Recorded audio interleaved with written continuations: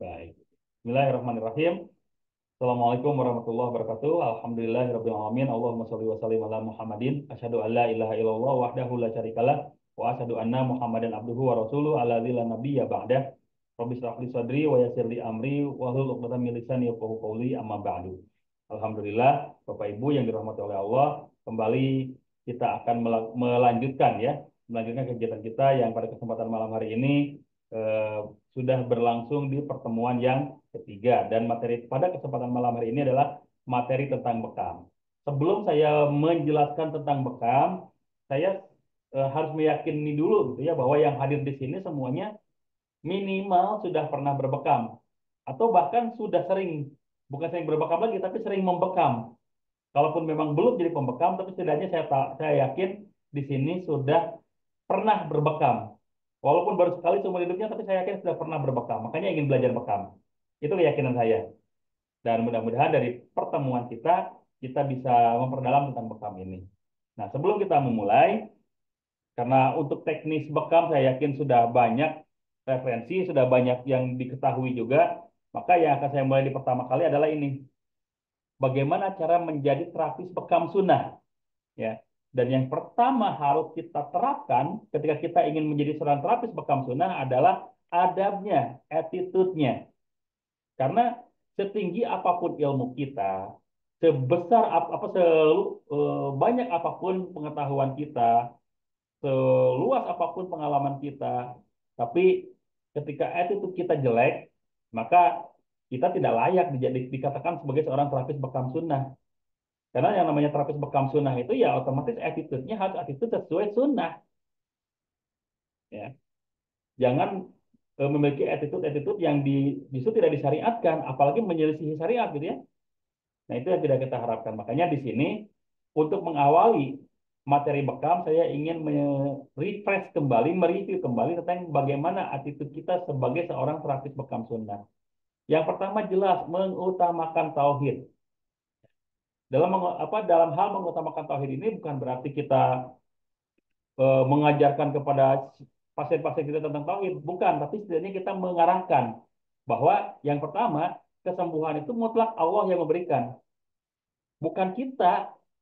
Kita sebagai seorang terapis sebetulnya nothing tulus, mau disembuhkan oleh Allah, alhamdulillah, belum disembuhkan pun alhamdulillah, berarti Allah sedang menguji pasiennya dan menguji kita. Kalau pasiennya diuji kesabarannya, kalau kita diuji ketawakalannya gitu ya. Karena tidak jarang tidak jarang seorang terapis itu seenaknya apa merasa merasa kekuatannya dia yang menjadikan seorang itu bisa sembuh gitu. Tidak jarang seperti itu. Padahal kalau kita telah lebih jauh, kemampuan kita apa sih? Kemampuan kita sejauh apa sih, sehebat apa sih? Gitu. Tidak ada, sebetulnya tidak ada apa-apanya kemampuan kita. Bahkan kalau Allah cabut apa ijabahnya, sehebat apapun kemampuan kita menangani pasien yang dengan penyakit paling ringan sekalipun, tidak akan berhasil, tidak akan berhasil. Makanya ini yang perlu kita utamakan, bahwa seorang terapis bekam sunnah harus mengutamakan tauhid terlebih dahulu. Ajarkan kepada pasien kita, juga kepada diri kita, bahwa kesembuhan mutlak Allah yang menentukan. Jadi kalau begitu, kalau tidak dibekam oleh saya, boleh dong? Ya boleh. Kenapa tidak gitu? Makanya kemarin saya sudah sampaikan, jangan sampai ada menjadi terapis yang sombong. Pernah saya menerima aduan dari salah satu pasien, yang pasien itu perempuan tapi terpaksa dibekam oleh terapis laki-laki. Kenapa terpaksa dibekam oleh terapis laki-laki? Karena si terapisnya ini bilang di sini tidak ada pasien perempuan yang mumpuni. Kalau bukan saya yang menangani, saya tidak yakin hasilnya bisa maksimal. Itu kan salah satu bentuk kesombongan. Siapa tahu Allah menitipkan kesembuhannya justru tidak ada dari tangan orang lain. Itu yang harus kita pahami. Karena kesembuhan itu bukan dari kita gitu. Makanya ketika kita menemukan pasien lawan jenis, ya jangan memaksakan diri kita yang membekam, ya. Karena kalau kita memaksakan diri kita yang membekam, malah menyelisihi syariat.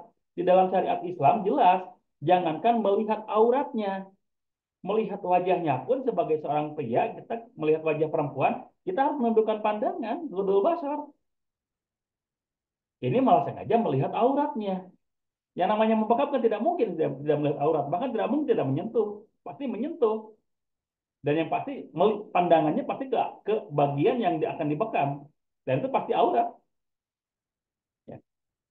Dan kalau alasannya tadi, alasannya tidak mungkin apa di sini tidak ada terapis perempuan yang mumpuni kalau bukan saya yang menangani, khawatir tidak bisa maksimal. Nauzubillah, itu bentuk kesombongan.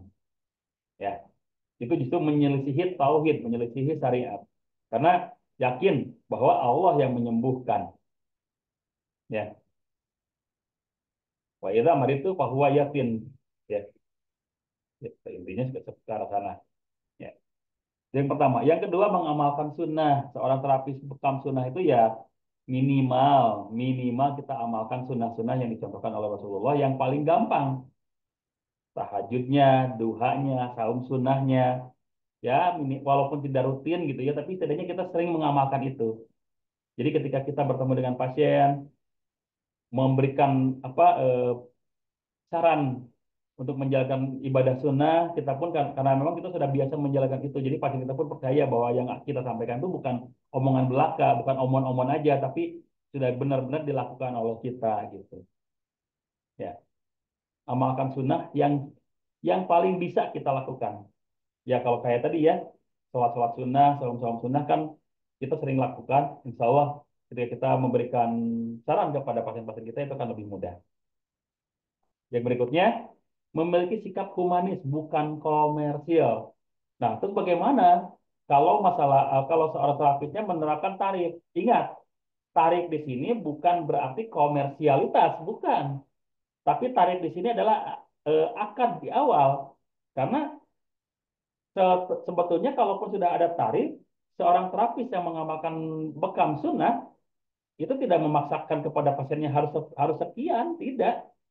Itu hanya gambaran saja. Gambar itu dia didapat dari mana? Gambaran didapat dari barang habis pakai yang digunakan pada saat pembekaman, transportasi yang digunakan kalau kita dipanggil, biaya maintenance alat yang digunakan juga untuk supaya nanti ketika kita alatnya sudah tidak bisa dipakai, kita sudah bisa beli lagi yang baru, sehingga si dakwahnya berjalan, si bekamnya berjalan gitu. Nah, baru itu tarif yang kita pampang, tarif yang kita sampaikan. Kalaupun nanti pasiennya ternyata tidak sanggup membayar seharga itu, ya kita tidak, kalau kitanya ikhlas tidak keberatan, ya itu jadi sebuah nilai kebaikan. Tapi kalau misalkan menurut pasiennya justru ini kekecilan, harus bayar lebih tinggi, ya itu pun kita syukuri gitu. Ya, gitu. Jadi yang namanya tarif itu hanya panduan saja, panduan bahwa ini loh biaya yang kita yang kita keluarkan pada saat proses pembekaman. Kalaupun Bapak, Ibu tidak bisa membayar seharga ini pun, insya Allah tetap saya akan laksanakan terapinya. Tapi kalau menurut Bapak Ibu ini kekecilan, sehingga Bapak Ibu membayar lebih, ya Alhamdulillah mudah-mudahan bisa menjadi subsidi silang kepada pasien yang lain yang memang tidak mampu gitu. Jadi sekali lagi ya, sikap apa menetapkan tarif itu bukan sikap komersial, justru sikap humanis supaya kita jelas di awal, ada adab di awal, ada akad di awal gitu. Karena sejauh ini memang masih menjadi kontroversi, masih menjadi perdebatan karena ada hadis yang mengatakan bahwa upah bekam itu buruk. Iya, memang itu hadisnya ada, tapi di sisi lain Rasulullah juga memberikan upah kepada yang membekamnya gitu. Ya, makanya kita ambil garis tengahnya saja supaya kita tidak berkurang keikhlasannya, pasien kita juga tidak bisa diberatkan. Bikinlah tarif yang memang sesuai gitu, yang menjadi akad di awal kita untuk melakukan proses pembekaman. Ya, saran saya seperti itu. Tapi kalaupun memang nggak usah lah, nggak usah tarif, toh pasien-pasien saya udah pada ngerti, ya alhamdulillah kalau seperti itu. Ya, ini hanya saran saja. Ya. Berikutnya, menghargai privasi pasien. Nah, ini yang perlu kita jaga. Sejak mungkin waktu awal-awal saya terjun menjadi seorang pembekam, saya sering memperlihatkan pasien saya ketika dibekam. Walaupun pasien saya laki-laki ya, laki-laki. Jadi ketika saya membekam, bagian punggungnya saya foto, saya share ke medsos gitu ya sebagai bahan pembelajaran. Ini saya membekam ini. Tapi setelah belajar bertahun-tahun, ternyata tidak semua pasien itu berkenan diperlihatkan area tubuhnya untuk di share ke medsos gitu. Makanya saya dari mulai saat itu tidak pernah lagi memperlihatkan tubuh pasien saya atau memperlihatkan gaya pasien saya ketika dibekam gitu. Adapun ada video tutorial yang ketika saya membekam itu memang sengaja saya bayar apa bukan bayar ya, saya minta model yang berkenan untuk dijadikan model bahan pembelajaran gitu, bukan pasien. Karena kalau pasien khawatirnya eh, sebetulnya dia tidak berkenan, tapi karena apa namanya karena tidak enak dengan kita, akhirnya dia ya udahlah nggak apa-apa gitu. Takutnya seperti itu. Tapi kalau model karena memang sudah kita apa berbicara di awal gitu ya, bikin perjanjian di awal, MOU di awal, makanya insya Allah itu akan sudah akan lebih ini lebih lebih leluasa kita mengekspornya. Ya. Dan selain fotonya, selain videonya, namanya, identitas pasiennya pun sebaiknya jangan kita sebar. Apalagi identitasnya disebar, nama penyakitnya disebar lagi. Dan penyakitnya sebetulnya penyakit yang memalukan lagi. Itu lebih berbahaya lagi. Makanya seorang terapis itu harus punya sikap menghargai privasi ya. Dalam kode etik kedokteran seperti itu ada. Maka kita pun sebagai seorang terapis punya kode etik yang harus bisa menjaga privasi pasien. Memberikan motivasi positif jelas sebagai seorang terapis yang tugasnya menemani pasien, menemani orang-orang untuk mencapai kesembuhan, ya kita harus bisa memberikan motivasi positif. Jangan sampai, Pak, Bapak penyakitnya apa? Kata dokter, saya penyakit jantung. Ah, Pak, kalau penyakit jantung itu biasanya udah nggak lama lagi, Pak. Wah, itu kan bahaya. Itu bukan motivasi positif, itu justru malah menjatuhkan mental gitu. Tapi ketika kita tahu, Pak, penyakitnya apa? Kata dokter, saya penyakitnya jantung. Dan kata dokter, saya udah nggak lama lagi hidupnya. Jangan berpikir seperti itu, Pak. Allah yang menentukan. Siapa tahu pulang dari sini Allah berikan kesembuhan. Ya, berikan motivasi positif. Supaya apa? Supaya pasiennya benar-benar termotivasi untuk sembuh. Karena tidak jarang dari komunikasi kita justru pasien itu mendapatkan semangat untuk sembuh. Bukan dari hasil apa hasil penanganan kita, bukan hasil dari terapi kita, bukan. Tidak jarang yang justru dari hasil kita berbicara. Ketika kita memberikan motivasi, ketika kita memberikan arahan, ketika kita memberikan saran, justru itu yang mempercepat proses penyembuhan. Itu sangat banyak sekali kejadian seperti itu. Karena kalau misalkan membekam, saya membekam dengan siapa yang pernah saya ajari membekam, mungkin gayanya sama. Tapi gaya bicara itu yang tidak bisa tidak bisa ditiru. Karena gaya bicara itu karakter. Ya. Makanya ketika ada yang gaya bicaranya bisa masuk ke semua lini, bisa. Ada juga yang gaya bicaranya kaku gitu. Itu kan memang karakter, tapi bisa dilatih. Karena kan karakter itu dibentuk ya. Karakter itu dibentuk. Makanya nanti insya Allah ada yang namanya materi public speaking terapis. Ya. Supaya kita bisa memberikan motivasi positif kepada pasien-pasien kita. Dan berikutnya menjadi teladan dalam syariat dan menjadi teladan dalam syariat itu tadi kita memperlihatkan bahwa kita itu seorang yang menjalankan sunnah, seorang yang menjalankan syariat Islam. Contohnya kalau laki-laki usahakan setiap waktu kita berjamaah di masjid, ya. Selama kitanya sehat, selama kitanya mampu, tidak ada rusuh, berjamaah di masjid. Perlihatkan, bukan bukan bermaksud untuk menyombongkan diri ya, tapi perlihatkan kepada orang-orang sekitar bahwa iya si Anu adalah terapis tibun nabawi, terapis bekam sunnah, makanya kehidupannya pun tidak jauh-jauh dari sunnah, gitu. Dan yang berikutnya, tidak membekam lawan jenis yang bukan mahram. Ini penting sekali. Karena di grup-grup yang saya buat pun masih banyak anggota yang nekat membekam lawan jenis yang bukan mahram dengan alasan tadi. Pertama, kalau saya tidak bekam, khawatirnya dia tidak mendapatkan kesembuhan. Kalau tidak saya bekam, saya tidak dapat penghasilan. Nah, itu yang lebih parah lagi. Dan banyak yang berpendapat seperti itu. Padahal yang namanya kesembuhan, yang namanya penghasilan, bukan kita yang menentukan. Bisa jadi kita menolak pasien yang yang bukan muhrim, yang lawan jenis yang bukan muhrim. Allah berikan pasien yang sejenis, ya misalkan laki-laki lagi yang didatangkan jauh lebih banyak dan maaf ya, memberikan upahnya lebih besar. Bisa jadi seperti itu. Makanya tidak ada alasan kita membekam lawan jenis yang bukan mahram. Karena dalam bekam itu tidak ada kedaruratan. Ya. Beda dengan seperti kita melihat dokter kandungan. Kalau tidak segera ditangani, bisa jadi ibunya yang meninggal, bisa jadi bayinya yang meninggal, bisa jadi dua-duanya yang meninggal. Itu kan darurat ya. Tapi kalau bekam, mungkin nggak kalau kita tidak bekam hari ini dia meninggal. Kecil kemungkinannya.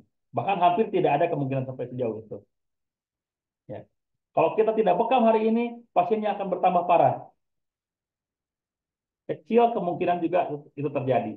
Ya, gitu. Makanya kita beranggapan saja bahwa dalam bekam itu tidak ada darurat. Kalau tidak saya bekam hari ini pun, insya Allah tidak apa-apa. Bukan berarti kita menolak rezeki, bukan berarti kita menolak menolong orang lain, tapi ada yang lebih penting lagi, yaitu syariat Islam yang harus kita tegakkan. Bahwa menyentuh, melihat saja, melihat aurat seseorang, jangankan yang lawan jenis, yang sejenis aja, kita tidak diperkenankan melihat auratnya gitu ya, apalagi yang lawan jenis. Itu yang perlu kita jadikan perhatian supaya kita benar-benar memahami bahwa kita seorang terapis bekam sunnah, bukan terapis bekam abal-abal. Kalau yang abal-abal ya mungkin seenaknya saja. Ada perempuan minta dibekam ya dia bekam aja. Tapi kita menjaga marwah kita sebagai praktisi Tibun Nabawi dan menjaga syariat Islam, tolak tolak ketika ada minta lawan jenis untuk dibekam. Ya, gitu. Yang berikutnya menjadi teladan kesehatan. Nah, ini juga penting Pak Bu. Kita sebagai seorang terapis itu harus kelihatan sehat di mata pasien kita, walaupun kita tidak mungkin 100% sehat. Bisa saja kita punya penyakit yang memang kita derita sampai saat ini, tapi jangan diperlihatkan di depan pasien sebisa mungkin gitu ya. Supaya apa? Supaya pasien kita yakin bahwa mereka berada di tangan yang tepat. Ketika mereka mereka yakin berada di tangan yang tepat, motivasi kesembuhannya akan lebih besar. Contohnya apa? Contohnya jangan memperlihatkan merokok di depan pasien. Jangan memperlihatkan kita merokok di depan pasien. Dan lebih bagusnya kalau memang kita tidak merokok, itu lebih bagus. Tapi kalau masih merokok, jangan di depan pasiennya. Apalagi pasiennya yang punya masalah sistem pernapasan, paru-parunya bermasalah, dia punya asma contohnya. Otomatis yang kita sarankan adalah, Pak, mohon maaf, Bapak berhenti merokoknya. Karena pernapasan Bapak sedang terganggu. Tapi kitanya sambil merokok, kira-kira gimana pasiennya? Gitu aja ngerokok depan saya. Gitu kan? Nah, makanya sebaiknya sebagai seorang terapis ya lebih baik, lebih bagus kalau berhenti merokok. Tapi kalau memang belum bisa berhenti merokok, setidaknya jangan diperlihatkan di depan umum. Karena orang-orang di sekitar kita itu bisa jadi menjadi pasien kita nantinya. Ya. Kitanya kelihatan sehat, kitanya nggak pernah kelihatan ngerokok, olahraganya rajin. Orang-orang yang akan menjadi pasien kita tuh percaya dia berada di tangan yang tepat.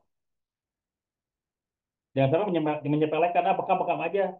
Masalah kesehatan bagaimana nanti aja ada pembekamnya juga seperti itu. Nah, itu kan yang menjadi penghalang motivasi kesembuhan dari seseorang. Ya, itu yang kesekian. Yang berikutnya, tidak merokok dan rutin berolahraga, menghargai dan menghormati sesama, memposisikan diri sebagai sahabat. Ini penting, ya. Memposisikan diri sebagai sahabat. Jadi siapapun pasien yang datang ke tempat kita atau kita yang mengunjungi pasiennya, dia adalah sahabat kita. Apa dasarnya? Karena dia mau mengamalkan sunnah bekam ini. Siapapun yang menjalankan sunnah-sunnah Rasul, maka insya Allah itu adalah bagian dari sahabat kita. Yakini saja sampai situ. Ya. Dan perlakuan kita kepada sahabat seperti apa? Perlakuan kita seperti sahabat adalah memperlakukan sebaik mungkin, semaksimal mungkin. Ketika sahabat kesulitan, pasti kita ingin membantu semaksimal mungkin. Sama, pasien kita itu adalah sahabat kita, jadi kita usahakan semaksimal mungkin. Ya. Dan kalau bisa, dengan sahabat, itu bicaranya ngalir, Pak. Jangan kaku, karena ini sahabat kita loh, gitu. Jangan sampai ada halangan, ada penghalang gitu, jangan sampai seperti itu ya. Tapi karena yang kita sahabat, yuk ngalir aja ngobrolnya. Tapi batasi yang memang tidak boleh diobrolkan, jangan jangan diobrolkan gitu. Contohnya bertanya yang sesuatu yang privasi jangan kepada pasiennya. Atau menceritakan privasi kita pun sebaiknya jangan. Karena saya pernah punya pengalaman, Pak.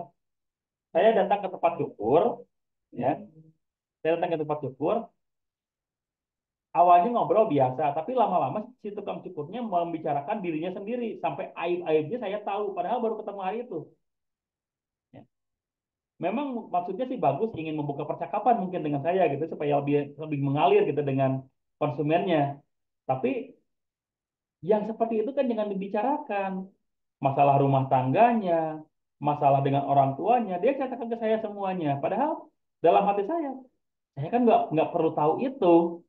Pertama, saya baru kenal. Kedua, belum tentu saya bertemu lagi gitu ya. Ya walaupun jadi langganan nantinya, tapi kan tidak harus tahu dari awal. Mungkin kalau udah berjalan beberapa waktu, baru kita berkomunikasi dengan intens. Tapi kalau baru pertama kali, ya janganlah yang privasi seperti itu ditanyakan, dibicarakan. Kita pun kepada pasien seperti itu, jangan membuka privasinya gitu. Tanyakan yang umum-umum saja. Mungkin cuma menanyakan, Pak punya anak berapa, yang udah besar sekarang di mana, yang kecil usia berapa tahun. Ya mungkin sejauh itu perkara dia nantinya mau cerita silahkan, kalaupun tidak ya memang itu haknya dia gitu. Atau mungkin buka percakapan dengan apa namanya, sesuatu yang lain lagi, kita membicarakan sepak bola lah, membicarakan olahraga yang lain lah, membicarakan kehidupan sosial yang ada, membicarakan politik kan banyak ya, banyak yang bisa kita jadikan bahan untuk percakapan gitu, yang tidak menyinggung ke privasi seseorang gitu. Nah, kenapa saya selalu tekankan untuk bisa berkomunikasi dengan pasien? Karena pasien itu kadang-kadang bukan hanya butuh diterapi oleh kita, tapi juga butuh ngobrol dengan kita gitu. Dengan ngobrol bisa menjadi lebih baik kadang-kadang pasien itu. Ya, makanya usahakan kita sebut dengan pasien kita menjadi seorang sahabat gitu. Yang berikutnya cakap dalam bersosial. Ingat, seorang terapis Tibun Nabawi itu jangan bersifat eksklusif, jangan bersikap eksklusif, tapi membaur dengan masyarakat. Karena apa? Tujuan kita ingin mendakwahkan syiar Tribun Nabawi, tujuan kita ingin mendakwahkan syiar Bekam. Kalau kitanya justru malah dianggap oleh orang lain pun jauh karena eksklusif, bagaimana mungkin omongan kita akan dipercaya? Ya, makanya usahakan omongan kita itu dipercaya oleh orang lain dan orang lain itu percaya karena kitanya dekat dengan mereka gitu. Jadi jadilah makhluk sosial yang baik sebagai seorang terapis itu. Ya kalau ada masjid di depan di dekat sekitar kita, ya jadi kita jadi jemaah masjid di situ gitu. Ya, jangan sampai kita malah bermusuhan dengan pengurus masjidnya sehingga tidak mau ke masjid lagi. Jangan. Kita mah justru sebagai seorang terapis, dimanapun kita berada, ya kita jadi bagian masyarakat di sana gitu. Supaya apa? Supaya si dakwahnya, si Tribun Nabawinya bisa lebih cepat menyebar dengan adanya kita gitu ya. Berikutnya tidak promosi berlebihan. Nah, ini juga yang sering dikomplainkan ya, baik itu oleh pemerintah ataupun oleh para pasien-pasien kita. Karena tidak sedikit terapis itu promosinya berlebihan, bisa menyembuhkan segala jenis penyakit dengan bekam. Padahal kita proporsional saja. Kalau memang kita tidak mampu, ya kita lemparkan ke yang lain atau rujuk ke yang lain gitu. Dan sesuai fitrahnya kita itu tidak mungkin bisa menangani segala hal. Pasti kita punya keterbatasan gitu. Ya, bekam memang bisa bisa memberikan bisa menyembuhkan banyak penyakit, tapi tidak semuanya. Tidak semuanya. Makanya di situ perlunya ilmu yang harus kita miliki. Dan kalau nantinya Bapak Ibu ingin punya klinik sendiri dan ingin pasang pelang dan sudah punya izin, di pelangnya jangan dituliskan eh, jenis-jenis penyakit yang bisa disembuhkan dengan bekam karena khawatirnya nanti bisa menjadi konsumsi apa namanya eh, bahan komplain dari YLKI. Ya, seperti tempat saya, Rumah Sehat Al Hijamah menerima terapi bekam. Tambahan di belakangnya gurah, rukyah, herbal, seperti itu ya. Jadi tidak dicantumkan bisa menyembuhkan penyakit apa tidak dicantumkan. Kenapa? Bukan tidak pede, bukan. Tapi khawatirnya ekspektasi seseorang itu berbeda-beda. Ketika kita di dalam tulisannya menyembuhkan penyakit kanker, tiba-tiba udah ada orang yang kanker stadium 4. Bagaimana? Kita bekam berulang-ulang, ternyata malah bukan sembuh, malah tambah parah. Dan komplain. Kenapa komplain? Karena di dalam pelangnya disebutkan bisa menyembuhkan kanker, ternyata saya nggak sembuh. Komplain seperti itu bisa wajar. Komplain yang seperti itu sangat sangat sangat diperbolehkan karena seorang terapis sudah menjanjikan, terapis yang sudah menjanjikan ternyata tidak sesuai dengan apa yang dijanjikan, itu bisa jadi delik nantinya. Makanya jangan promosi yang berlebihan, yang wajar-wajar saja. Kita sebagai terapis bekam cukup bilang bahwa kita bisa membekam. Kalau misalkan dia nanya penyakit apa saja yang bisa dibekam, Bapak sedang sakit apa sekarang? Saya sedang sakit ini. Oh, kalau sakit itu memang bisa dengan dibekam, Pak. Karena dengan dibekam penyakit ini, katanya ada orang penyakit lambung ya, Bapak sakit apa sekarang? Sakit lambung. Oh iya, kalau dengan bekam, insya Allah lambung bisa disembuhkan, Pak. Kenapa? Karena yang namanya penyakit lambung, baik itu asam lambungnya naik, baik itu GERD, baik itu gastritis, itu biasanya diawali dari suplai nutrisi kepada lambung yang kurang. Adanya apa? Adanya penyumbatan pembuluh darah ke lambung. Makanya dengan bekam, insya Allah, suplai nutrisi, suplai oksigen, suplai darah bersih ke lambung bisa lebih maksimal. Dan itulah yang bisa menyembuhkan penyakit lambung Bapak. Gitu. Ya, jadi jangan berlebihan dengan bilang bekam bisa menyembuhkan semua jenis penyakit. Jangan ya. Karena di dalam hadis pun memang bekam adalah pengobatan terbaik. Tapi Rasulullah tidak mengatakan bisa menyembuhkan semuanya ya, karena proporsional gitu. Tetap apalagi seorang ilmuwan ya, Rasulullah kan lebih dari ilmuwan ya.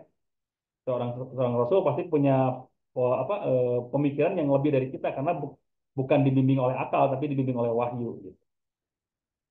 Ya, gitu ya. Yang tentang adab dan attitude. Ada juga yang harus dimiliki oleh seorang terapis bekam adalah knowledge skill, ya, memiliki pengetahuan dasar ilmu kesehatan. Makanya seorang terapis bekam perlu kemarin ya mengetahui diagnosa, mengetahui anatomi, supaya apa? Supaya ketika ada pasien datang minta dibekam, kita bisa memberikan terapi sesuai dengan keluhannya, sesuai dengan organ yang dibutuhkan untuk dibekam yang di mana gitu. Jangan sampai ketika ada pasien dengan keluhan penyakit jantung, jantung kan di dada kiri, kita bekam di area ginjal, kan tidak nyambung. Nah, makanya pengetahuan dasar ilmu kesehatan perlu kita miliki. Ya, minimal kita baca-bacalah buku biologi SMP. Di sana kan ada penjelasan tentang anatomi ya, di mana letak jantung, di mana letak lambung, di mana letak paru, di mana letak ginjal dan sebagainya gitu. Kalau kita baca itu minimal kita bisa meminimalisir kesalahan dalam membekam. Gitu ya. Yang keduanya, memiliki skill kemampuan aplikatif tibbun nabawi. Jadi setelah kita tadi tahu ya ilmu dasar kesehatan, kita tahu cara membekam, kita tahu cara mendiagnosa, kita tahu cara meruqyah. Baru kita benar-benar dinyatakan sebagai seorang praktisi tibbun nabawi. Mengetahui metode diagnosa dasar, memiliki perlengkapan dasar terapi. Nah, ini penting juga. Jangan sampai sebagai seorang terapis bekam, alat bekamnya nggak punya. Atau nggak lengkap alat bekamnya. Pernah kejadian, teman saya diundang oleh salah seorang pasien, disuruh ngebekam. Sudah lengkap. Kopnya dibawa, semua sarung tangannya ada, maskernya ada, minyak zaitunnya ada, ya, kasanya sudah bawa juga. Ternyata lupa jarum bekam. Akhirnya apa? Ya tidak dibekam. Karena mau gimana mau ngebekam kan tidak ada jarumnya. Kan bisa pakai silet. Nah itu yang sering kita ini ya, yang sering kita kritisi. Silet bukan alat kesehatan. Bahan dasarnya adalah bahan dasar yang bisa memaparkan penyakit.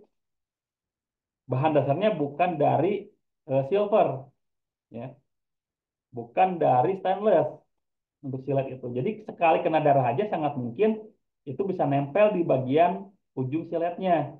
Kalau dikenakan lagi ke bagian kulit yang lain, khawatirnya malah si darah yang sudah terpapar dengan zat yang ada pada siletnya itu malah terpapar ke bagian kulit yang lain dan itu bisa berbahaya. Makanya tidak boleh membekam menggunakan silet. Kalaupun mau menggunakan metode tarahan, metode sayatan, gunakanlah bisturi. Ya. Gunakanlah bisturi, pisau bedah yang memang khusus digunakan untuk kulit. Ya. Jadi insya Allah itu lebih aman.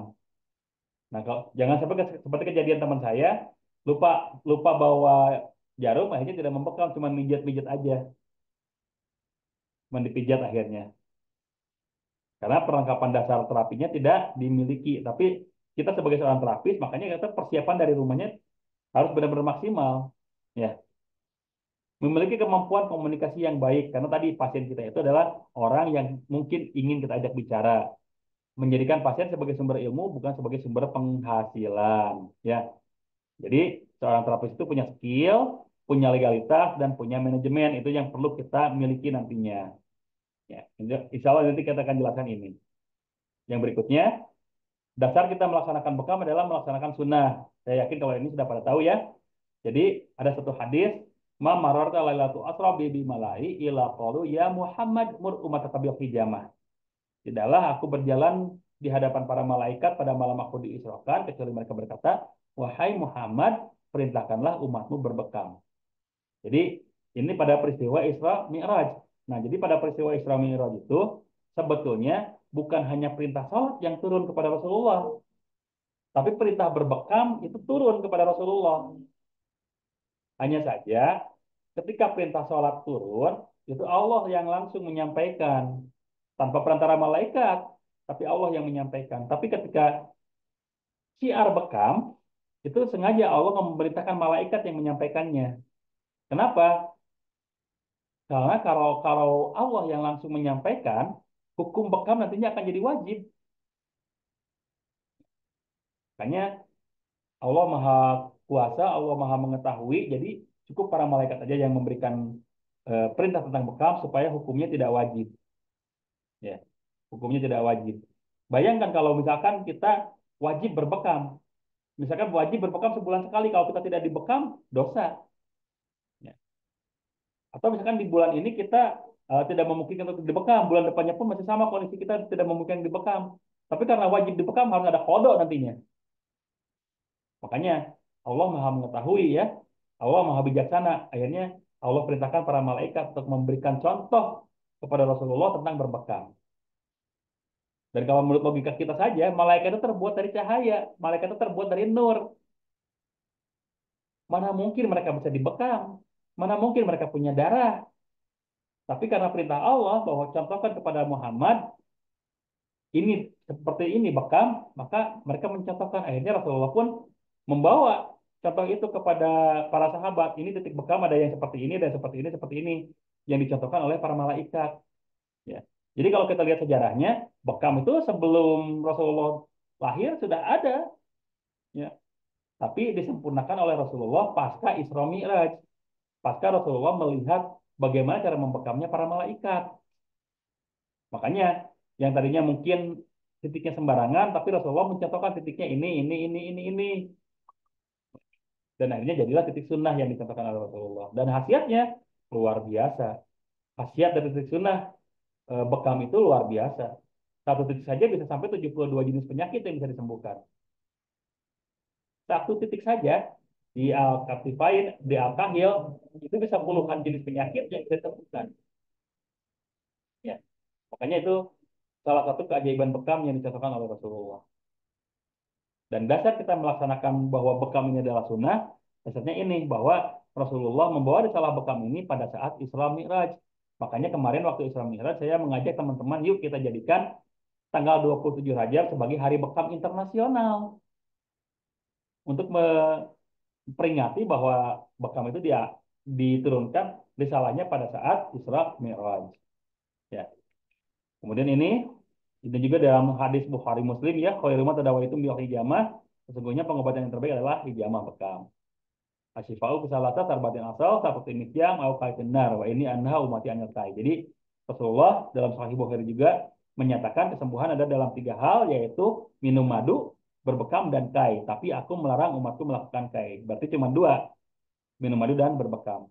Tapi ada di hadis-hadis yang lain yang memberikan contoh kesehatan apa metode-metode kesehatan yang lainnya. Ada ruqyah, ada pemberian herbal, ada juga seperti itu. Jadi walaupun ada hadis ini tidak mutlak harus bekam semuanya, tidak gitu. Makanya tadi saya sampaikan proporsional saja. Kalau memang memungkinkan dibekam, silakan dibekam. Kalau memang tidak memungkinkan, ya jangan dipaksakan. Gitu ya. Nah, sekarang kita melanjut ke sejarah perkembangan bekam tadi ya. Jadi bekam itu sebelum Rasulullah lahir sudah ada di zaman Mesir kuno sudah ada, ya. Zaman Cina kuno sudah ada, di zaman Babilonia kuno sudah ada. Tapi Rasulullah menyempurnakannya setelah melihat para malaikat berbekam. Ya. Ini seperti ini di Papyrus Ebes di zaman apa Mesir kuno ya seperti ini bahwa ada alat-alat bekam yang dicontohkan oleh pada zaman Mesir kuno. Jadi sebelum Rasulullah lahir nih ada papirusnya seperti ini. Dan juga pada zaman Cina kuno ada lukisan seperti ini yang mencontohkan membekam. Ya, pada zaman kekaisaran Cina kuno ini juga zaman sebelum Rasulullah lahir. Kemudian ini zaman Babilonia kuno seperti ini membekamnya gitu.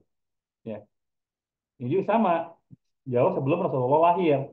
Tapi proses pembekamannya masih pembekaman yang ortodok, ya. Pembekaman yang ortodok. Jadi pembekamnya di yang area sakit itu yang dibekam. Nah, makanya kalau sekarang ada yang membekam seperti itu tidak salah, tapi mereka mengambil ilmu dari pembekam-pembekam yang ortodok. Tapi kalau yang sudah eh, modern pasti mempertimbangkan juga ilmu anatominya, mempertimbangkan juga ilmu patofisiologinya, gitu ya. Nah, barulah pada saat Rasulullah melaksanakan Isra Mi'raj, disempurnakanlah proses bekam dan ditambah lagi penyempurnaannya oleh para ilmuwan-ilmuwan Islam. Ada Al-Zuhrawi, Ibnu Sina, Ibnu Al-Nafis, Ibnu Qayyim Al-Jauziyah, itu yang menyempurnakan tentang keilmuan bekam yang ditambah dengan apa dengan penelitiannya, dengan penjelasan-penjelasan yang maksimalnya gitu ya oleh para ilmuwan-ilmuwan pada zaman eh, mungkin pada zaman kejayaan Islam ya karena setelah zaman kejayaan Islam pengetahuan seolah-olah diambil oleh Barat dan sumber-sumber keilmuan Islam itu dimusnahkan jadi seolah-olah kita tidak punya literasi tidak punya literatur tentang keilmuan Islam padahal sebetulnya awalnya keilmuan kesehatan itu berasal dari peradaban Islam tidak ada yang bisa membedah sebelumnya sebelum ilmuwan Islam ya ya tidak ada yang mengetahui jalur pembuluh darah sebelum ilmuwan Islam yang namanya alkohol saja di dalam keilmuan kedokteran barat itu tidak ada namanya makanya masih tetap menggunakan namanya alkohol dari kata alkohol gitu barulah setelah itu di ini ya di ini silakan nanti dibaca ininya apa literasinya modulnya tentang perkembangan sejarah bekam ya sejarah perkembangan bekam laksana bekam oleh ilmuwan pasca Isra Mi'raj seperti ini. Kalau yang sebelumnya itu gambaran bekam sebelum Isra Mi'raj, tapi setelah Isra Mi'raj pembekamannya seperti ini. Dan setelah modern, ini di abad ke-18, Galen dari Itali memperlihatkan bekam seperti ini lukisannya. Cara membekam seperti ini. Jadi kalau kita sekarang masih membekamnya sembarangan di tempat yang sembarangan, berarti kita sedang mengalami kemunduran sebetulnya. Karena di abad ke-18 saja lihat saja bagaimana bentuk atau tempat Galen melaksanakan terapi bekam. Kan pencahayaannya sudah pas, udaranya pas, kita malah sembarangan. Ada yang sering saya lihat di pinggir-pinggir jalan, di emperan-emperan masjid gitu ya, yang membekam itu. Nauzubillah ya. Itu berarti kita sedang justru mengalami kemunduran dari sejarah perkembangan bekam itu sendiri. Ya. Makanya kita sebagai seorang terapis bekam nantinya kita kalaupun diundang oleh pasien kita, setidaknya kita minta satu tempat yang khusus untuk membekam. Mau di kamar pribadinya atau mau kalau di ruang tengah, ya usahakan yang tidak terlalu terpapar oleh udara luar gitu. Kalau kita punya klinik, ya otomatis klinik kita di setting sedemikian rupa. Jadi ini tempat khusus untuk membekam, kebersihannya dijaga, pencahayaannya dijaga, sirkulasi udaranya dijaga seperti itu. Supaya apa? Supaya hasilnya pun lebih maksimal gitu ya. Kemudian setelah itu di tahun 1985 ada salah satu ilmuwan Inggris yang namanya Thomas W. Anderson yang menulis buku tentang bekam ya. Yang menulis buku tentang bekam. Nah, jadi bekam ini diteliti lagi di apa perdalam lagi oleh ilmuwan barat yang salah satunya ini Thomas W. Anderson dan ternyata setelah diteliti lagi ditemukan oleh beliau bahwa dengan berbekam bisa menyembuhkan 100 jenis penyakit. Kalau ingin lebih jelas dibaca saja bukunya nanti penyakit apa saja yang di sana ditulis. Tapi ini sebagai bahan kita bahwa dunia barat pun sebetulnya mengakui tentang khasiat bekam. Dunia barat sendiri pun mengetahui manfaat bekam. Jadi kalau kita masih sekarang tidak yakin dengan bekam, kita sebetulnya sedang mengalami kemunduran juga, kemunduran ilmu pengetahuan, kemunduran literasi. Sebagai seorang terapis ya, apalagi sebagai seorang terapis ya, kita sudah harus lebih berkembang pemikirannya. Jadi bukan cuma bisa memikirkan bagaimana membekam orang lain, tapi coba pikirkan bagaimana dari hasil bekam ini orang lain bisa sembuh dan orang lain bisa mendakwakan kepada orang di sekitarnya tentang manfaat bekam, tentang keutamaan bekam, gitu. Ya, itu tugas kita sebagai seorang terapis karena terapis Tibun Nabawi, terapis bekam sunnah itu sebetulnya kader dakwah Tibun Nabawi, kader dakwah kesehatan Islam. Makanya tadi attitude-nya harus kita jaga, kode etiknya harus kita miliki, jangan sembarangan, ya. Karena kita tuh adalah kader dakwah Tibun Nabawi, kader dakwah kesehatan Islam, bukan orang sembarangan kita itu. Kita tuh orang-orang yang dipilih oleh Allah untuk bisa menjadi bagian dari perkembangan Islam itu sendiri, gitu. Ya. Dan untuk tata laksana bekam ini juga sudah ada beberapa jurnalnya yang dikeluarkan oleh ilmuwan-ilmuwan Barat, ya, luar biasa. Nah, sekarang kita ke definisinya. Definisi bekam itu yang pertama adalah menurut Ibnu Qayyim al-Jauziyah, bekam adalah proses pengeluaran darah melalui kulit perifer, ya, melalui kulit terluar. Nah, ini kulit perifer itu adalah kulit ari, epidermis, ya, bagian kulit epidermis. Nah, ini gambarnya. Ini adalah contoh gambar kulit yang diperbesar sekian ribu kali gitu ya. Karena tidak mungkin kulit setebal ini, kulit apa yang setebal ini ya. Kulit bedak pun gak setebal ini gitu. Nah, ini contoh gambar kulit. Ini kulit yang kita bekam adalah kulit yang ini, epidermis, bagian yang dibekam. Jadi tidak sampai ke pembuluh darah, Bapak Ibu. Proses pembekaman itu tidak sampai ke pembuluh darah, hanya di bagian kulit luar saja, kulit epidermis saja, kulit ari saja. Sementara kita lihat di dermis dan di hipodermis yang terdapat pembuluh darah. Nah, kenapa pertanyaannya kenapa cuma bagian kulit luar saja yang dibekam? Karena yang namanya darah statis, darah rusak itu tidak lagi terdapat di dalam pembuluh darah, terbuang dari pembuluh darah dan mengendap di bagian bawah kulit. Kalau tidak segera dikeluarkan, nanti itu akan didaur ulang oleh sumsum tulang belakang, ginjal dan limpa menjadi darah baru, didaur ulang tapi ya, hasil daur ulang, bukan darah fresh, tapi darah hasil daur ulang, makanya hasilnya kurang maksimal. Makanya supaya hasilnya maksimal, darah yang rusak itu dibuang dengan berbekam. Setelah dibuang dengan bekam, barulah di apa di sumsum tulang belakang, limpa dan ginjal membentuk darah baru yang benar-benar fresh, sehingga tubuh kita pun akan lebih fresh gitu. Terus ada pertanyaan, kalau misalkan yang dibekam cuma bagian kulit terluar, kenapa kita takut kalau membekam sepersendian? Kan tidak mungkin terambil juga cairan sinovialnya. Gitu kan? Pasti ada pertanyaan seperti itu kan? Yang dibekam itu bagian kulit terluar, tidak mungkin terhisap cairan sinovial, tidak mungkin. Betul, tidak mungkin terhisap cairan sinovial, tapi efek bekam itu ada peradangan. Efek bekam itu ada peradangan. Jadi ketika kita membekam di daerah-daerah yang sensitif, contohnya di persendian, itu akan mengganggu proses pembentukan cairan sinovial akibat adanya peradangan itu. Di peradangan itu kan akan masuk sel darah putih membantu menyembuhkan luka bekamnya. Nah, ketika sel darah putih bekerja, otomatis akan mengganggu kinerja organ yang lain, termasuk bagian cairan sinovial, cairan peluma sendi, itu pun akan terganggu kinerjanya, sehingga produksinya tidak maksimal. Jadi bukan karena takut terhisap, bukan. Tapi takut terganggu kinerjanya kalau kita lakukan proses pembekaman di area itu. Karena efek peradangan pasca bekam bisa mengurangi eh, fungsi kinerja dari organ yang ada di sekitarnya gitu. Ya. Jadi sekali lagi Bapak Ibu, yang namanya bekam sunnah itu ada proses pengeluaran darah. Kalau yang tidak ada pengeluaran darah itu hanya kop-kopan, belum bisa disebut bekam sunnah. Karena kalau yang namanya bekam sunnah ada pengeluaran darah. Yang di mana darahnya? Di bagian kulit epidermis, di bagian kulit terluar. Ya, kalau ini untuk donor darah. Nah, sementara definisi bekam berdasarkan hadis silahkan nanti dibaca ya.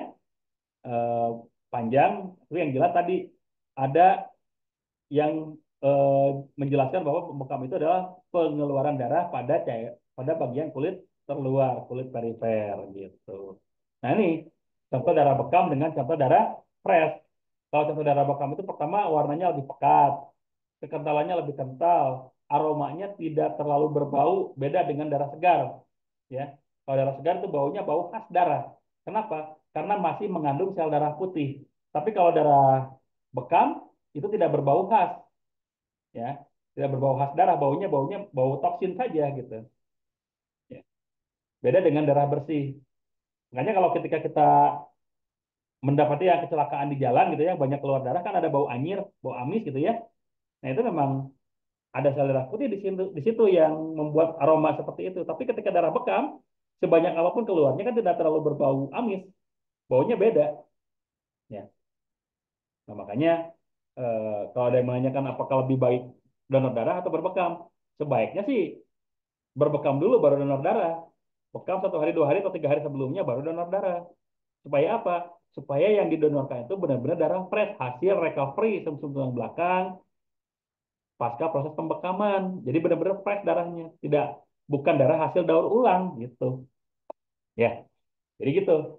Kalau misalkan mau donor darah, setidaknya 3 hari lah amannya ya. 3 hari itu kita berbekam dulu. Ya, berikutnya ini penjelasan yang tadi ya. Nah, berikutnya, mengapa kita harus berbekam? Karena usia darah itu 120 hari. Usia darah 120 hari. Kalau sudah 120 hari, sel darah itu mati. Nanti yang akan didaur ulang. Ya, akan didaur ulang. Tapi rusaknya tidak bersamaan darah itu. Setiap 29 sampai 35 hari terjadi regenerasi. Jadi ada yang terbuang dulu. Nah, terbuang ini yang sudah di atasnya dulu nih, yang sudah mungkin yang sudah 120 hari usianya, ini didaur ulang oleh sistem tulang belakang. Jadi darah baru. Nah, ini lama-lama ke atas lagi 29 sampai 35 hari lagi, ini ada yang naik lagi, yang ini didaur ulang lagi. Gitu terus saja. Nah, supaya ini tidak didaur ulang, ini buang dengan bekam, ya. Buang dengan bekam. Jadi si begitu ini naik, yang keluar tuh dari sumsum tulang belakang itu yang keluar itu apa? Darah baru, darah segar. Ya. Itulah mengapa kita merekomendasikan kepada pasien-pasien kita berbekamlah sebulan sekali. Karena kita melihat dari riwayat usia darah dan sistem regenerasi sel darah di dalam tubuh kita. Gitu ya. Alasannya kenapa kita harus berbekam sebulan sekali. Nah, untuk manfaatnya luar biasa ya. Bekam itu menjadi detoksifikasi dan radikal bebas, meregenerasi sel tadi yang saya sampaikan ya, bahwa setelah dikeluarkan darahnya, maka sumsum tulang belakang, ginjal dan limpa membentuk darah baru yang segar, yang fresh. Kemudian memperlancar sirkulasi darah karena semakin apa namanya semakin banyak darah yang harusnya dibuang tapi tidak terbuang sempurna, itu nanti akan menekan pembuluh darah sehingga sirkulasinya tidak lancar. Ya, sirkulasi darah, sirkulasi oksigen itu tidak lancar. Dan ketika pembekaman dilaksanakan secara maksimal, itu akan mempercepat suplai nutrisi dan suplai oksigen kepada beberapa organ, ya, begitu. Nah, untuk waktu terbaik berbekam, sekarang sedang saum itu adalah waktu terbaik berbekam karena eh, Rasulullah juga mencontohkan, tapi kita urutkan dulu ya, urutkan dulu. Waktu terbaik berbekam yang pertama adalah berdasarkan harinya, ya, berdasarkan harinya. Hari terbaik berbekam adalah tanggal 17, 19, 21 di bulan Hijriyah. Kenapa tanggal 17, 19, 21 di bulan Hijriyah adalah tanggal terbaik berbekam? Karena pada tanggal-tanggal tersebut, seluruh cairan di permukaan bumi itu sedang dipengaruhi oleh gravitasi bulan, sedang bergejolak. Jadi ketika kita lakukan proses pembekaman, darah kita pun sedang bergejolak. Toksin sedang naik ke atas. Kita bekam, insya Allah detoksifikasinya akan maksimal. Ya. Kemudian eh, salah satu yang terbaik juga berbekam itu adalah ketika sedang saum karena Rasulullah berbekam pada saat berihram dan ketika sedang berpuasa. Kenapa? Karena ketika kita berpuasa, pencernaan kita tuh beristirahat, Pak. Energi yang digunakan untuk mencerna itu berkurang karena pencernaan kita kosong. Makanya yang terjadi energi itu digunakan untuk detoksifikasi. Buktinya apa? Ketika sedang saum, mulut kita kan bau, Pak ya. Mulut kita bau, napas kita bau. Kalau kita buang air besar, buang air kecil pun lebih bau dibanding biasanya. Karena memang toksin-toksinnya sedang dibuang, livernya sedang membuang racun, ginjalnya sedang membuang racun, ususnya sedang membuang racun. Kenapa? Karena sedang beristirahat. Sistem pencernaan beristirahat, otomatis sistem-sistem yang lain pun ikut beristirahat. Maka supaya istirahatnya maksimal, dibuanglah racun-racunnya. Dan ketika dibekam, itu hasilnya keluarnya toksin maksimal, Pak. benar-benar toksin. Ya. Makanya sebaiknya kalau kita sedang saum berbekamnya di eh, waktu-waktu yang menjelang berbuka, tentunya setelah asar kita berbekam. Jadi sudah terjadi detoksifikasi yang maksimal dalam tubuh kita.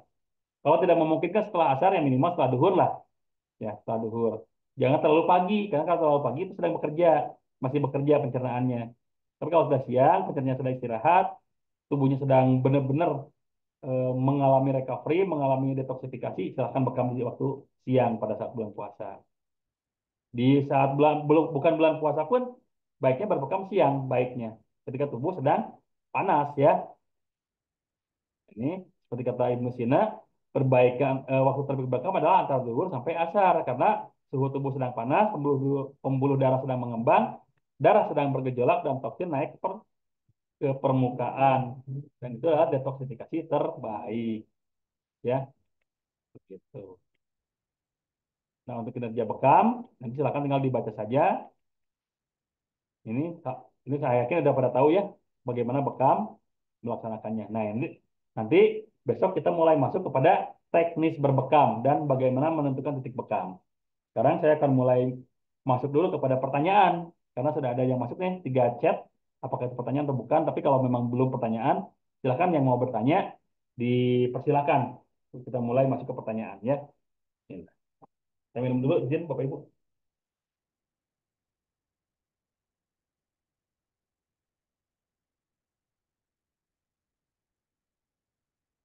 Sudah ada 3 chat yang masuk, saya buka ya. Ini apakah pertanyaan? Oke.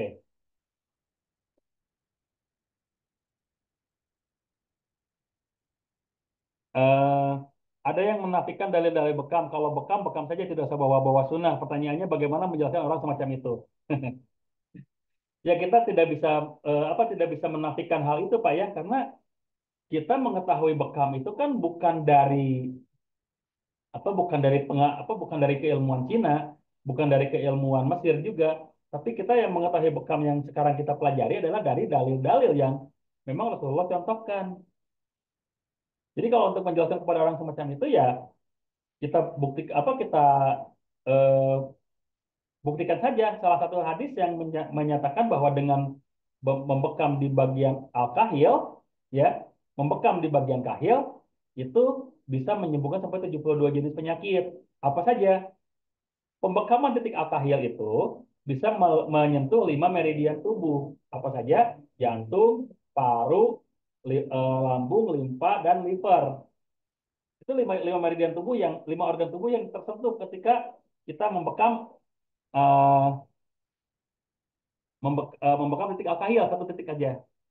Bayangkan, yang punya keluhan jantung dibekam titik al-kahiyah itu bisa bisa ternetralisir. Yang punya keluhan paru-paru juga sama, punya keluhan lambung juga sama.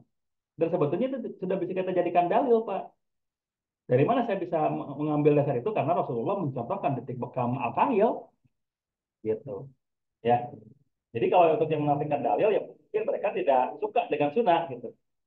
Dengan sunnah. Tapi kita yakini bahwa yang kita pelajari adalah berdasarkan sunnah, berdasarkan dari apa yang Rasulullah sampaikan, apa yang Rasulullah contohkan.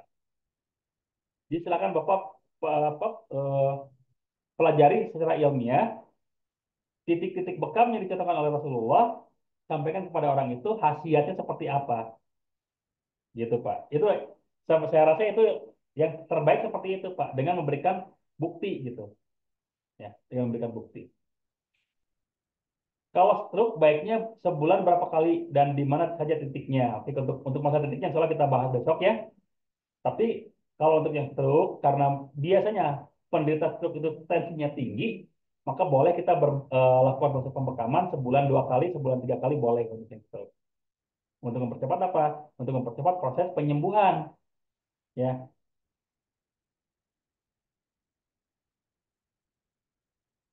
Untuk keluhan di titik pankreas bagian yang paling utama titiknya di bagian mana?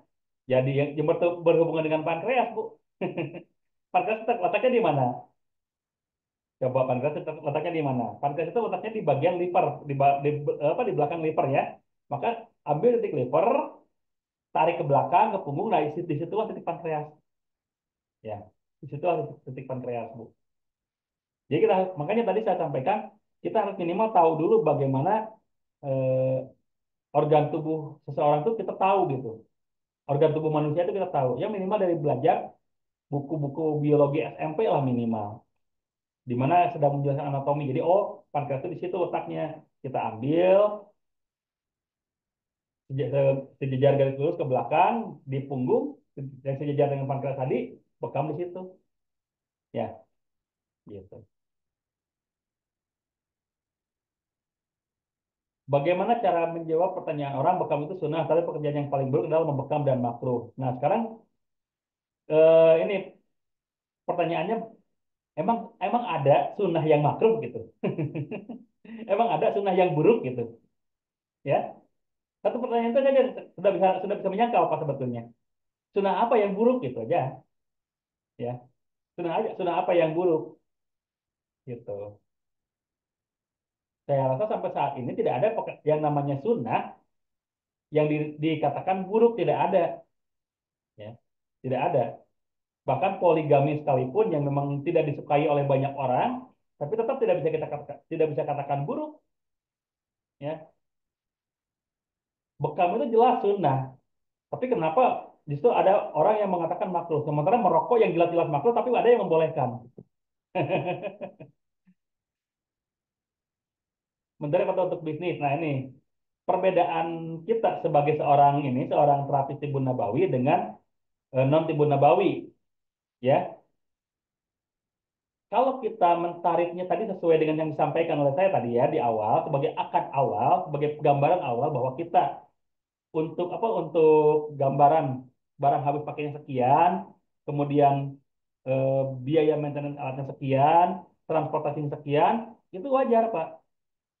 Karena kalau kita tidak sampaikan itu di awal, khawatirnya malah kita tidak menerima tidak menerima sesuatu yang sebagaimana mestinya, ya. Tidak menerima sesuatu yang sebagaimana mestinya. Contoh pernah melihat mungkin di PPT ya para percaya Tuhan, si Asro pernah membekam dikasih 2.000 untuk biaya kasanya, untuk biaya zaitunnya, jarumnya, kemudian nanti sterilisasi alatnya, itu sudah tidak cukup. Belum lagi kalau itu panggilan, kebayang nggak gitu? Ya, kebayang nggak seperti itu? Makanya tadi tarif di sini bukan bukan berarti kita membisniskan, bukan berarti kita mengkomersikan, bukan, tapi bagian dari akad awal saja. Pak, Bu, kalau bekam tempat kami seperti ini, ya, ada tarif seperti ini. Untuk apa? Untuk barang-barang habis pakai, untuk maintenance alat, untuk kemudian mungkin kalau punya klinik untuk biaya listriknya, untuk biaya airnya, gitu ya. Ya kita kan tidak bisa membiarkan begitu saja. Tapi kalau misalkan si pasiennya tidak sanggup, ya itu dikembalikan pada keikhlasan kita. Ya udah nggak apa-apa kalau misalnya seperti itu ya udah nggak apa-apa.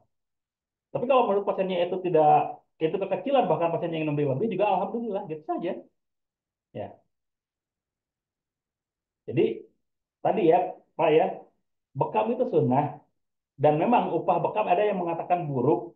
Makanya di sini kita tidak menerapkan upah yang seenaknya karena waktu itu Rasulullah pernah berkata bahwa upah bekam buruk itu karena waktu itu sesuai asbabul wurud hadisnya, banyak para pembekam-pembekam yang minta upah seenaknya kepada pasien-pasiennya yang bahkan memberatkan.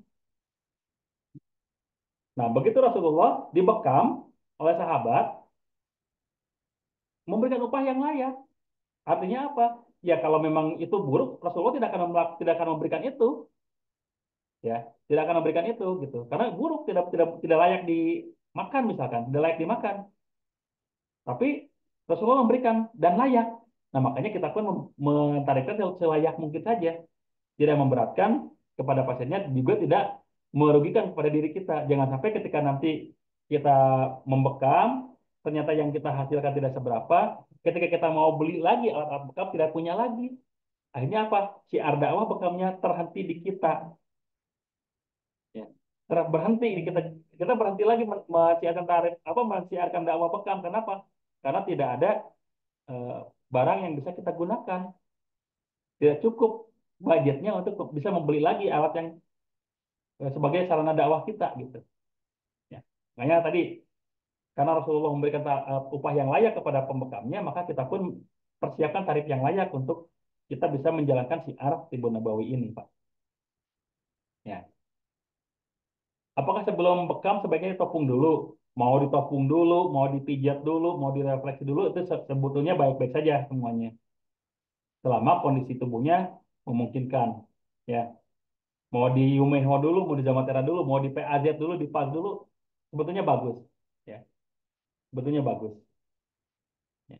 Karena eh, terapi tambahan selain bekam itu macam-macam. Ya, bisa pijatan, bisa totokan, bahkan memberikan apa dibalur dengan minyak-minyak aromaterapi pun salah satu terapi prabekam juga. Jadi boleh, ya, boleh. Ya.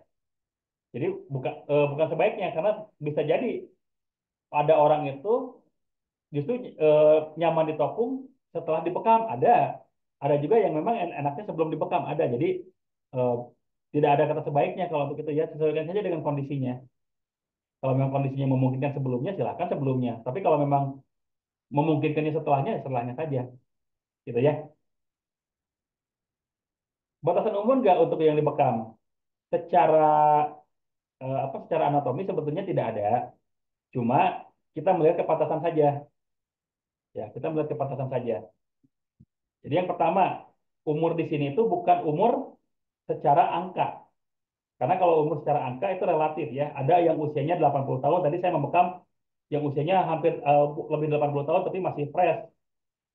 Tapi sebelumnya saya pernah membekam usianya yang pada 40 tahun tapi udah banyak penyakitnya. Ya, jadi umur di sini bukan urusan bukan masalah angka, ya, bukan masalah angka. Nah, kalau ada batasannya, sebetulnya bukan batasan pada angkanya berapa, tapi bagaimana kondisi tubuhnya. Kalau baru 40 tahun tapi sudah gagal ginjal, sudah cuci darah, ya tidak direkomendasikan dibekam. Tapi kalau udah 80 tahun, 90 tahun, kondisinya masih fit, masih memungkinkan, silahkan dibekam. Gitu. Itu untuk yang usia lanjutnya. Kalau di usia eh,